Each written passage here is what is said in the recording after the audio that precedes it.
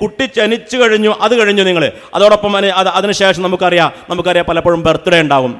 Birthday നമ്മൾ മറ്റ് പല മതവിശ്വാസികളിൽ നിന്നും സാംസ്കാരികമായിട്ടുള്ള മറ്റ് പല ആളുകളിൽ നിന്നൊക്കെ കടന്നു വന്നിരിക്കുന്ന ഒരു ആചാരമാണ്.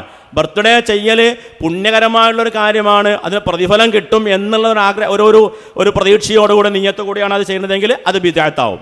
അഥവാ ബർത്ത്ഡേ ആഘോഷിക്കൽ പുണ്യകരമാണ്. ഇപ്പോൾ ഉദാഹരണം, പ്രവാചകന്റെ ബർത്ത്ഡേ ആഘോഷിക്കുന്നത് പുണ്യകരമായിട്ടാണല്ലോ കാണുന്നത്, അത് ബിദ്അത്താവും. നേരെ മറിച്ച് അവനവൻ്റെ കുട്ടികളുടെ ബർത്ത്ഡേ ആഘോഷിക്കൽ പുണ്യകരമാണെന്ന് ഒരാൾ വിചാരിക്കുകയാണെങ്കിൽ പുണ്യം പ്രതീക്ഷിക്കുമ്പോൾ അത് ബിദ്അത്താവും. ഇല്ലെങ്കിലോ അതൊരു അനാവശ്യമായുള്ള കാര്യമാണ്. ഖുർആൻ പറഞ്ഞല്ലോ, വല്ലദീനഹും അനിൽ ലഗ്വി, അനാവശ്യമായ കാര്യങ്ങൾ നമ്മൾ തിരിഞ്ഞു കളയാണ് വേണ്ടത്, അല്ലേ? നബി സല്ലല്ലാഹു അലൈഹി വസല്ലം പറഞ്ഞത്, മൻ തശബ്ബഹ ബിഖൗമിൻ ഫഹുവ മിൻഹും.